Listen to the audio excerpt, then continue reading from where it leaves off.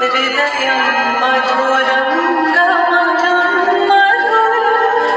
ಅಭಿಮಾನದಿಂದ ಅನೇಕ ಸಭೆಗಳಲ್ಲಿ ಹೇಳಿದರೆ ಕೆಲಸ ಮಾಡವರೇ ಗ್ರಾಮ ಸಹಾಯಕರು ಇವತ್ತು ಕಂದಾಯ ನಾವೆಂದು ಬದುಕಬೇಕು, ನಮ್ಮ ಮಕ್ಕಳ ವಿದ್ಯಾಭ್ಯಾಸ ಏನು, ನಮ್ಮ ತಂದೆ ತಾಯಿಯ ಪೋಷಣೆ ಏನು, ಮನೆ ಬಾಡಿಗೆ ಎಷ್ಟು, ನಾವು ಜೀವನ ಮಾಡೋಕ್ಕೆ ತುಂಬಾ ಕಷ್ಟ ಆಗಿದೆ. ನೊಂದ ಜನಾಂಗಗಳೆಲ್ಲ ಬೀದಿಗಳಲ್ಲಿ ನಮಗೆ ನೋವಾಗಿದೆ. ಮಾನ್ಯ ಮುಖ್ಯಮಂತ್ರಿ ಹತ್ರ ಮಾತಾಡಿ ನಿಮಗೆ ಸೇವಾ ಬದ್ಧತೆ ಮತ್ತು ಕನಿಷ್ಠ ವೇತನ ಕೊಡ್ತೀವಿ ಅಂತ ಭರವಸೆ ಕೊಟ್ಟರು. ಸಚಿವರು ಬಹಳ ಒಳ್ಳೆಯ ಮಂತ್ರಿಗಳು, ಅವರು ಪ್ರಾಮಾಣಿಕವಾಗಿದ್ದಾರೆ ಮತ್ತು ಈ ರಾಜ್ಯದಲ್ಲಿ ಒಂದು ಕ್ರಾಂತಿಕಾರಿ ಬದಲಾವಣೆ ತಂದಿದ್ದಾರೆ. 10 ಲಕ್ಷ ಇಡಿಗಂಟು ಗ್ರಾಮ ಸಹಾಯಕ ಕೊಡ್ತೀವಿ, 27,000 ವೇತನ ಕೊಡ್ತೀವಿ, ಸೇವಾ ಭದ್ರತೆ ಅಥವಾ ಡಿ ಗ್ರೂಪ್ ಕೊಡ್ತೀವಿ ಅಂತ ಸರ್ಕಾರ ಎಲ್ಲ ಮಾಧ್ಯಮದ ಮುಂದೆ ಹೇಳಿದ್ದು.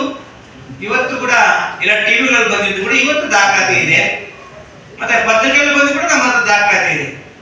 ಮಾನ್ಯ HK ಪಟೇಲ್ ಸಾಹೇಬರಿಗೆ ನೀವು ಕ್ಯಾಬಿನೆಟ್ ಮುಗಿದ ಮೇಲೆ ಅವತ್ತು ಮೀಡಿಯಾ ಮುಂದೆ ಮಾತಾಡಿದ್ದು ಸುಳ್ಳ, ಇಲ್ಲಾಂದ್ರೆ ಕ್ಯಾಬಿನೆಟ್ ತೀರ್ಮಾನ ಆಗೈತಾ ಇಲ್ವಾ?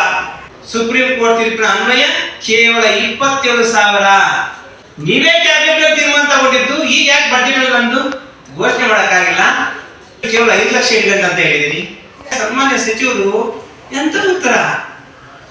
ಕನಿಷ್ಠ ವೇತನ ಕೊಡಕ್ ಬರಲ್ರಿ ಅಂತಾರೆ. ನೌಕರಿಗೆಲ್ಲ 10 ಲಕ್ಷ ಇಡಿಗಂಟು ಕೊಟ್ಟಿದ್ದೀರಿ. ಯಾಕೆ ಈ ರೀತಿ ದ್ವಂದ್ವ ನೀತಿಗಳು ಸರ್ಕಾರ ಮಾಡ್ತಾ ಇದ್ದೀರಿ?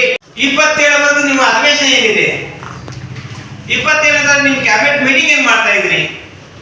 10,450 ಜನ ಶ್ರೀಮಂತ ಅಂದ್ಕೊಂಡಿದ್ರು ಸ್ವಾಮಿ. ತೋಟಿ ತಳವಾರ ನೀಲಗಂಟಿ ಮಕ್ಕಳು ಇವರೆಲ್ಲ ಶ್ರೀಮಂತರಲ್ಲ, ಇವರು ಕೂಡ ಬಡವರೇನೆ. ಕ್ಯಾಬಿನೆಟ್ ತೀರ್ಮಾನ ತಗೊಂಡಿದ್ರಿ, ಅದನ್ನ ಈಗಲಾದ್ರೂ ತೀರ್ಮಾನ ಅರೆಹೊಟ್ಟೆಯಿಂದ ಕೆಲಸ ಮಾಡ್ತಾ ಇದ್ದೀವಿ. ಸರ್ಕಾರಕ್ಕೆ ಮುಜುಗರ ಆಗಬಾರ್ದು. ಬಜೆಟ್ ಅಧಿವೇಶನ ನಡೆಯುವಾಗ ಗ್ರಾಮ ಸಹಾಯಕರ ಪಾತ್ರ ಬಹಳ ಪ್ರಮುಖ ಆಗಿರುತ್ತೆ. ನಾವೆಲ್ಲ ಅಲ್ಲಿ ಅನಿರ್ದಿಷ್ಟ ಮುಷ್ಕರ ಮಾಡಿದ್ರೆ ನಿಮ್ಮ ಬಜೆಟ್ ಅಧಿವೇಶನ ನಡೆಯದೇ ಕಷ್ಟ ಆಗುತ್ತೆ.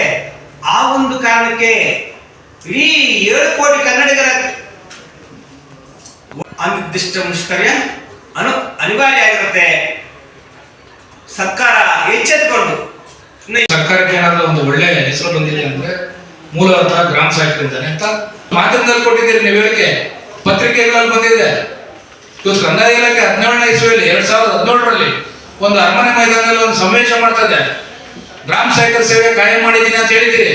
ಪತ್ರಿಕೆ ಸ್ಟೇಟ್ಮೆಂಟ್ ಇದೆ ನಮ್ಮ ಹತ್ರ, ಮಾಧ್ಯಮಗಳಲ್ಲಿ ಹೇಳಿದಿರಿ, ನಮ್ಮ ಹತ್ರ ದಾಖಲೆ ಇದೆ.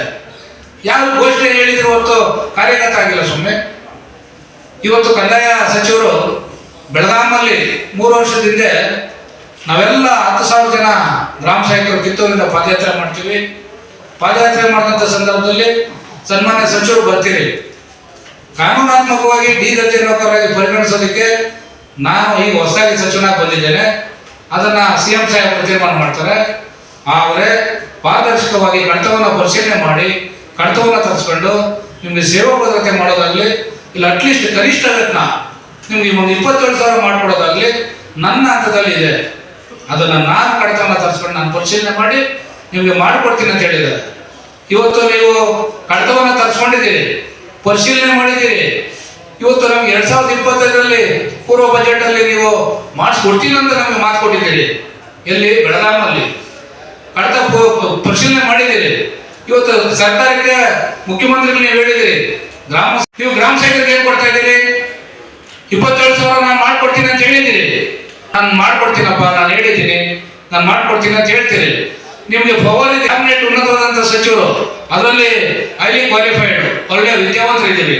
ನಮ್ಮ ಕಷ್ಟ ಸುಖ ಅರ್ಥ ಮಾಡ್ಕೊಳ್ಳಿ. ಸುಮ್ಮನೆ ಇವತ್ತು ಹೇಳಿದಿರಿ ಸಚಿವ ಸಂಪುಟ ಕಡತವನ್ನು ತರಿಸ್ಕೊಂಡು ನೀವು ಚಾಲ್ತಿಯಲ್ಲಿ ಕೊಟ್ಟಿದ್ದೀರಿ, ಅನುಮೋದನೆ ಕೊಟ್ಟಿದ್ದೀರಿ.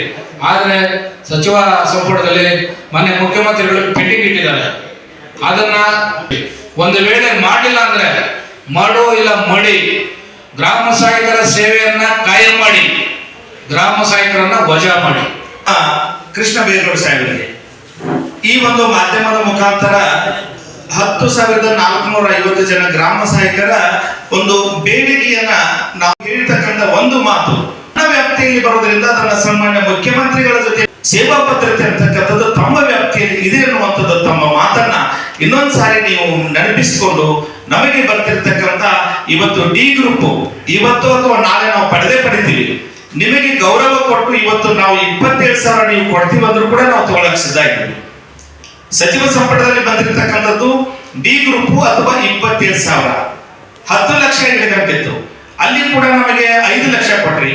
ನಮ್ಮ ಈ ಸದ್ಯದ ಬೇಡಿಕೆಯಲ್ಲಿ ಅದನ್ನ 10 ಲಕ್ಷ ಮಾಡಿ 65 ವರ್ಷದ ನಂತರ ನಿವೃತ್ತಿ ಆದಾಗ ಆ ಸಂಧ್ಯಾ ಕಾಲದಲ್ಲಿ ಅವನ ಜೀವನ ಉಪಾಯ ನಡೆಯೋದ್ರಿಂದ ನೀವು ಕೊಡ್ಲೇಬೇಕು ಅನ್ನುವಂಥದ್ದು ನಾವು ಬಹಳ ನಿಮ್ಮ ಮೇಲೆ ಒತ್ತಡ ತಂದು ಇವತ್ತು ವಿನಂತಿಯನ್ನು ಮಾಡ್ತಾ ಇದ್ದೀವಿ. ನಾವು ಬೇರೆ ಏನು ಕೇಳ್ತಾ ಇಲ್ಲ. 27,000 ನಾವು ಬರೀ ಅನ್ನ ಬಟ್ಟೆಗೆ ಅಷ್ಟೇ ಕೇಳ್ತಾ ಇರೋದು. ಅದರಿಂದ ಬೇರೆ ಏನು ಮಾಡ್ಲಿಕ್ಕಾಗಲ್ಲ. ಕೇವಲ 15,000ಕ್ಕೆ ಜೀವನ ಮಾಡ್ತಾ ಇದ್ವಿ. ತಾವು ಈ ತರ ನಮ್ಮ ಬದುಕಿನ ಜೊತೆ ಆಟ ಆಡಬಾರ್ದು ಅಂತ ನಾವಾದ್ರೂ ಭಾವಿಸ್ತಕ್ಕಾಗ್ತದೆ. ಅದಕ್ಕೆ ನೀವು ಸರ್ಕಾರಗಳು ಆಸ್ಪದ ಕೊಡಬಾರ್ದು ಅಂತ ಅವ್ರ ಜೊತೆ ಮನವಿ ಮಾಡ್ತಾ 27 ಕಳೆದ ನಂತರ ನಾವು ನೀವೇನಾದ್ರೂ ನಮ್ಮ ಬೇಡಿಕೆ ಈಡೇರಿಸಿಲ್ಲ ಅಂತಂದ್ರೆ ನಾವು ಅನಿವಾರ್ಯವಾಗಿ ಹೋರಾಟನ ಹಮ್ಮಿಕೊಳ್ಳಲೇಬೇಕಾಗುತ್ತೆ.